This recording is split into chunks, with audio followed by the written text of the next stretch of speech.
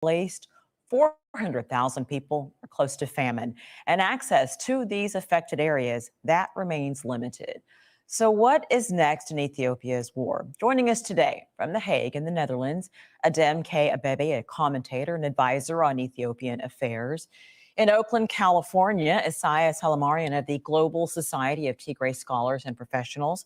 And in Nairobi, Kenya, William Davison, a senior analyst on Ethiopia for the International Crisis Group.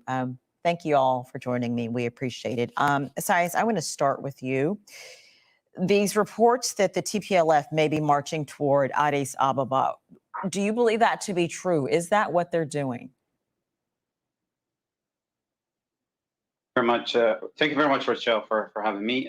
Well, so first, I think before I begin, there are certain things to be clear, I think. So I disagree with calling the TPLF this wrong narrative. TPLF is a political party, and this resistance is a popular struggle. So different political parties, different people, religion, age, every Tigrayan is resisting. So I think this is a popular struggle. And I think attributing the struggle to one political party is wrong. And I think the international media and the international community is taking that wrong, and I think I have to correct that first. So wait, so hold on one sec. So what you're saying is that there are other people that are not Tigrayan that are lined up with what this cause is. Is that what you're saying? Exactly. So first, the struggle is a popular struggle in Tigray, not just TPLF.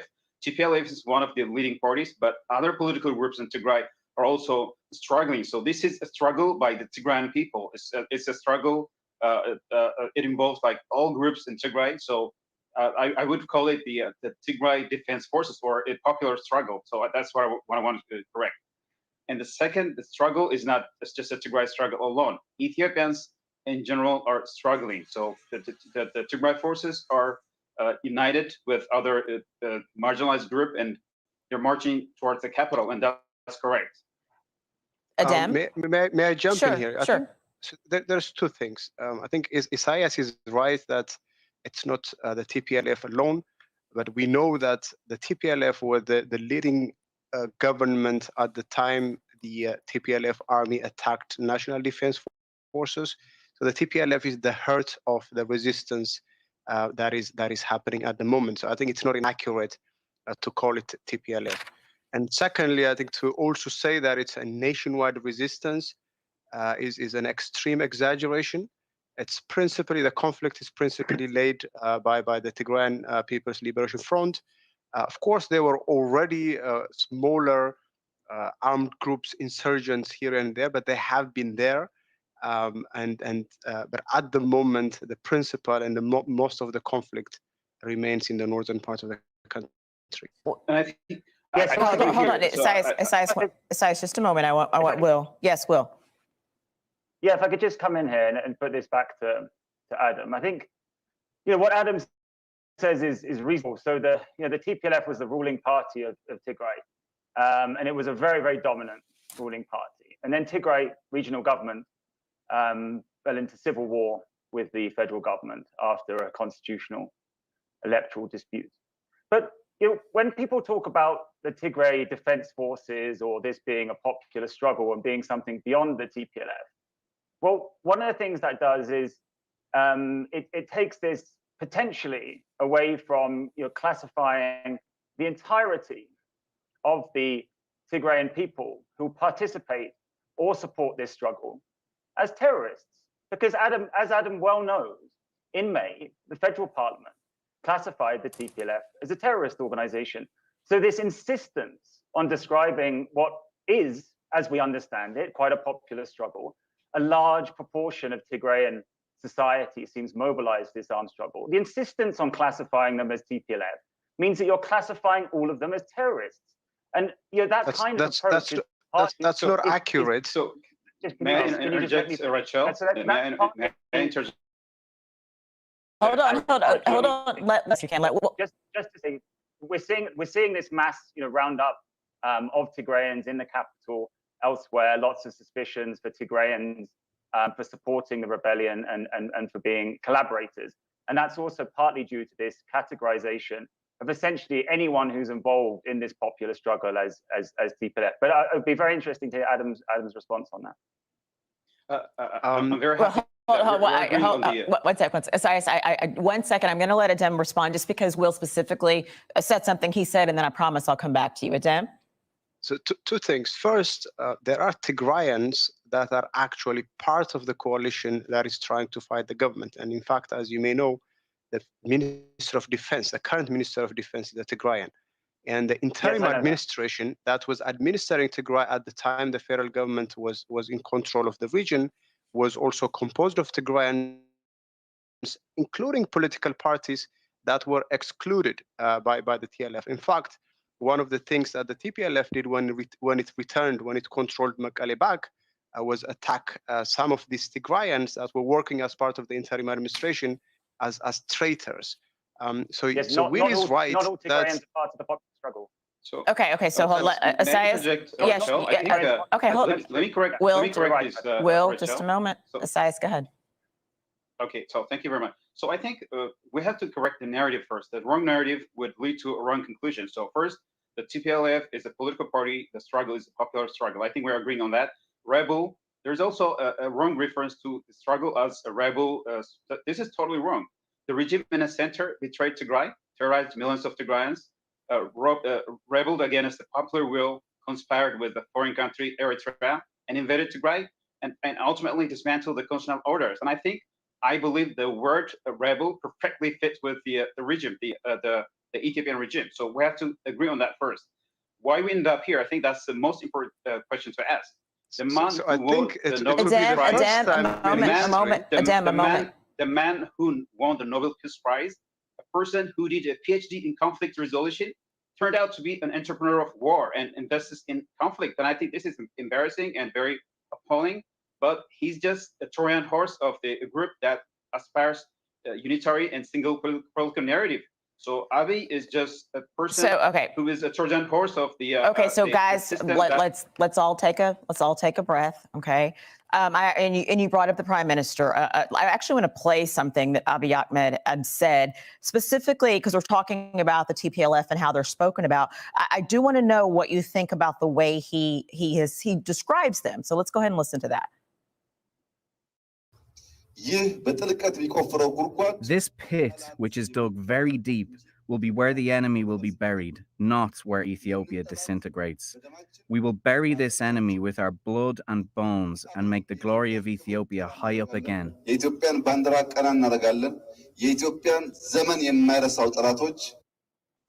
Okay, he's also referred to the TPLF as a cancer, as rats, as weeds. And Will, you touched on the fact that there have been reports of ethnic Tigrayans being rounded up in Addis Ababa. What do you make of the prime minister, a former Nobel Peace Prize winner, using this type of language? What is the real life impact of that? So I think it connects to the point that I was making before. Sure, and then we can answer my question as well. No, I mean, the point is, I certainly wasn't saying that all Tigrayans are part of this struggle, but I was saying that by classifying everyone involved in the struggle as TPLF, you're classifying everyone as a terrorist. Now, the prime minister, when they use this language, they say things like, the US, officials, they called ISIS a cancer, this type of thing, right? But the cancer, this weeds cancer, they say it's referring to a political party, to TPLF. Well, the same point remains. You've just classified anyone who's involved in this struggle for Tigrayan autonomy as TPLF. And then you're using this type of dehumanizing language against that political party that you've classified as a terrorist organization. So I think that has hugely problematic ramifications for the Tigrayan population at large. And of course, that's exactly what we're seeing in terms of the threats to Tigrayan civilian lives in Amhara cities, in Addis Ababa, including the state repression that we're seeing under what is a very sweeping state of emergency that's just been enacted.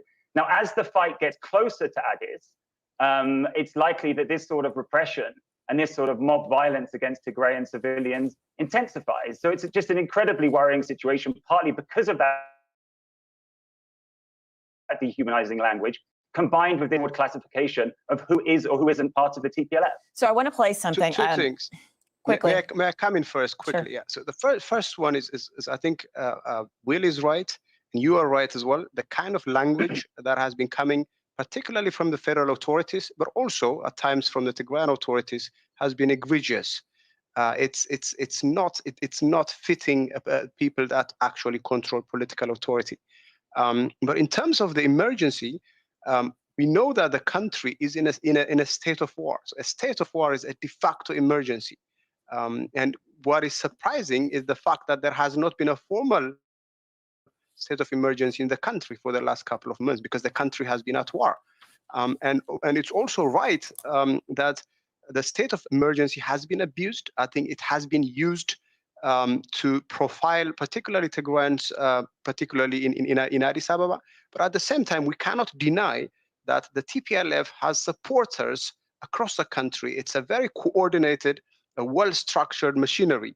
And part of the struggle to contain them must include detentions that may be necessary, but that cannot be used as a justification to engage in a form of collective punishment. Mr. Adam, justifying detention of thousands of Tigrayans in the capital and in every part of the country for being members of TPLF is egregious, and I think this is very appalling. The collective punishment is egregious.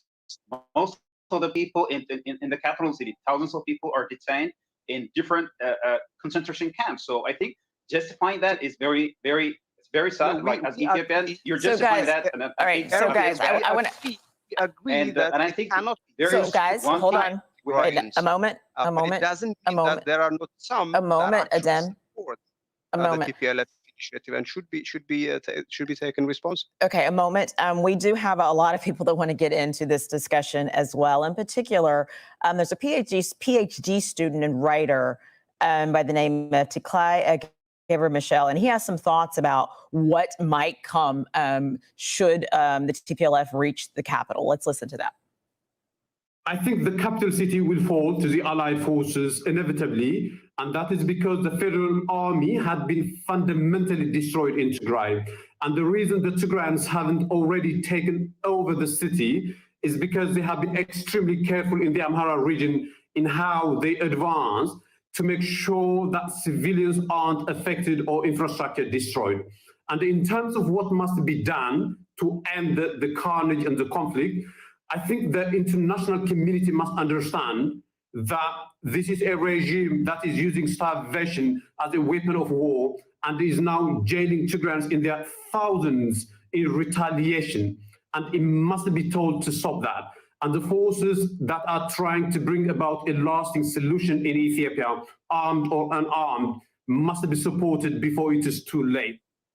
Okay, so he referenced some of the accusations that have been made against really both sides, but against the government as well. And there was a recent joint investigation by the United Nations Human Rights Office and the Ethiopian Human Rights Committee that said both sides in this conflict, both sides may have committed violations that may amount to war crimes. Now, the Prime Minister said that he has serious reservations about the report, but he accepts it. And he said that this exonerates Ethiopia from accusations of genocide. Will, I want to come to you. I realize it's very difficult to know what's going on the ground. You know, there's a blockade. There's not a lot of talk of journalists being there. But this report that accuses both sides of being in the conflict, is that fair to say that both sides are equally responsible for the horrible things that are happening? Does that do a disservice to the people that are being affected to say that everybody's equally responsible? Well, first of all, it's not both sides. It's all parties to the conflict. So the primary belligerents were the Ethiopian Federal Military, the Tigray regional forces, the Amhara regional forces, and Eritrea's national military. Now, yes, there was a fairly conscious effort, I think, in the report to list incidents of atrocities committed by all those sides. But if you look at the comments of, for example, Michelle Bachelet, the UN Human Rights Commissioner, she pointed to the fact that Eritrean and Ethiopian soldiers, and not the Tigray regional forces, were responsible for the majority of the crimes. But it is, of course, important to focus on the crimes committed by all sides. And I think what the report did is solidify some of the findings that we know about in terms of massacres and this type of thing. There have been very widely reported massacres by the Eritrean military at Axum, for example. There was a videoed massacre by Ethiopian federal soldiers We had incidents of massacres that were witnessed by humanitarian workers. There was all sorts of evidence of atrocities in Western Tigray. The report mentions that 600,000 Tigrayans were forcibly displaced from there. And then we also know about the violence. May I interject, Rochelle? Okay. So as a member of the victim group, and I think I should explain this better. First, there are core principles of investigation. When you conduct independent investigation, there are principles. First, that the victims have to have trust and confidence in the process. There is no trust. Most Tigrayans abroad and Tigray, we don't trust the joint investigation at all. So, well, I actually want to add something. I want to add something to what Isaias. Hold on, Isaias. I want to add something to what you're saying, because we've been trying to monitor the comments as well. We've had more than one comment from viewers on YouTube and on Twitter saying that it really wasn't an independent investigation. That when it's a joint investigation, it's not an independent investigation. Exactly. I think it's that's what I'm trying to explain. Adam, just a moment. Adam, just a Let moment. me finish. So first, we don't have any trust and confidence. As victim, we don't have trust. We don't trust the process. First, you have to trust and believe in the process. So there's no trust. There's no transparency. The joint investigation, we don't even know what the terms of reference are. We don't know the TOR. And there's no institutional and personal independence of the process. The Ethiopian Human Rights Commission is funded and controlled by the Ethiopian government. Even the director, Dr. Daniel, is under the Prime Minister's payroll. No witness protection at all. There's no witness protection mechanism and the scope. So most of the victims in Tigray were not even interviewed. Okay, Isaias, let's get Adam in here. Now, two things. So first is that the report is about incidents during a time frame when everything was happening in Tigray. So it's only logical that the violations that happened at that particular time were committed by the Tigrayan forces. That's one. Secondly, the violence actually started by the TPLF. They not only attacked the defense forces, which they at least justified as part of their security operations, but the largest massacre in this particular incident since the conflict started was actually committed by the TPLF. I should correct Adam here. So from the preparation, coordination, and execution, the trio, the Prime Minister, the FANO, and the Eritrean military have started the war. The war didn't start in November, actually. The war started in April 2018. So we have to agree on that. Okay, Isaias, just a moment. Adam, go ahead and finish your point. It's important that, one, the conflict was in Tigray, so most of the violations naturally were committed by non-Tigrayans. That's one. Second, the violence, including against civilians, was actually started by the TPLF. It started in Maikadra a few days after the conflict erupted, and hundreds of civilians were massacred by TPLF and its affiliates. Secondly, the cutoff period for this particular report was June. And since then, the conflict has moved out of Tigray. And since then, most of the violence naturally, again, has been reportedly committed by Tigrayan forces. Let me ask Will. Hold on a moment. Let me bring Will into this. Will, I mean, I think the debate that we're having right now really gets to the question that I have. Is it is very difficult to actually know what is going on the ground in the region. What do you know about what life is like for Tigrayans right now? What do you know? Well, just before I get to that, I think on this report, what we have is that it has done some extra documentation, and it could provide some accountability. But ultimately, because of the contested nature of the report, as you can just see from this discussion, it's actually going to do next to nothing to get us any further towards political consensus. Exactly, which is why when there's such strong Tigrayan allegations of bias against the commissioner, against the institution. Right, which is why I'm trying to pivot to what life is like for actual Tigrayans, because I agree what you're seeing now isn't really going to doesn't serve people well. What do you know about what it is that they are going through? I think two things first. Guys, what's going on in Tigray? What's going on in Tigray is that the federal interim administration with the federal military withdrew from Tigray at the end of June. Since then, we've had no banking services, no telecom services, barely any electricity services, certainly no federally provided electricity inside Tigray. The aid and the trade was completely knocked out. Aid was reduced to one very indirect land corridor, which has been heavily choked by bureaucracy. So something like only 10% of the needed aid is getting through to Tigray. The farming has been interrupted by the war and by the looting. Hospitals and clinics have been destroyed. Other economic institutions have been destroyed, and that happened a year ago now. So it's an incredibly serious situation. We keep quoting this figure of 400,000 people in famine conditions. Well, that was in July. Since then, we've seen no resumption of trade. We've seen no serious medical supplies. We've seen no banking services. People are running out of cash and they're running out of food. Okay, so very difficult. And all right, so I want to, guys, before I get accused, obviously, in the areas where the Tigray forces have taken the war to, particularly in Amhara region, there has been another 500,000 people displaced, we think. And they are also living in a very... guys, we're going to be at... One quick one, No. We are about to be out of time, and we cannot have this discussion without talking about a way out of this. And I've got a couple of comments from people on YouTube. One saying Abi's days are numbered. The other one saying the TPLF should be eliminated from all of Ethiopia. Guys, we're about out of time. You cannot give me long answers, but I want to hear from each of you. What do you see is the way out of this? Adam, you can go first. Quickly. So one quick one. I think William is right. The humanitarian situation is not only inhuman, it's also not strategic. It does not make sense for the national government to not facilitate the return of services, the return of humanitarian access. If it's to prevent the conflict, it hasn't. So it's not only inhuman, I think it's strategically extremely short-sighted to not facilitate the humanitarian service. It's important. The report said they are not deliberately impeding it, but they are also not facilitating activity. So quickly, in terms of solutions, there's really no other way. There has to be negotiation. Both parties need to recognize that the grievances that each side has are real. So the reasons for the grievances may not be. You may question the reasons, but the grievance is real. And the only way to address those grievances, to engage those grievances, is through negotiation. Okay, Isaias. Isaias, is negotiation the way out?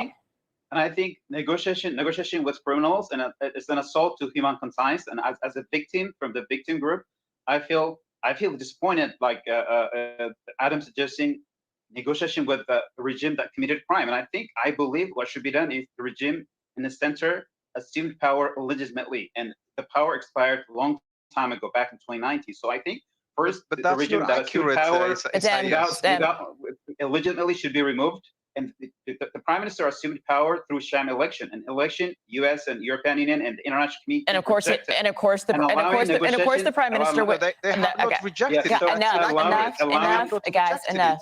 Enough. William. So, do you see negotiation as the way out? And I need to be clear that, of course, the prime minister would say that there was not a sham election. But what do you see as the way out? Is negotiation? We're about out of time. Broadly, we need to reset this transition, which has gone seriously off the rails, and that's through a process of inclusive political negotiation. The only way to stop the advance of the Tigray forces in alliance with the Oromo Liberation Army looks to be, some form of meaningful concessions finally from the federal government. The primary reason that the Tigray forces went on the offensive in July is to overcome what they call a siege on Tigray, the denial of those basic services, electricity, telecoms, and banking, the choking of aid, and the lack of trade for an already ravaged economy. The federal government needs to take meaningful action to lift the siege, and then everybody needs to fall on the Tigray forces to show some restraint. We're out of time. We're out of time. That'll be the final word. William Davison, Isaias Halamaran, Adam Abebe, thank you very much. Thank you all for joining us. Thank you for watching. Keep it here. We will see you next time.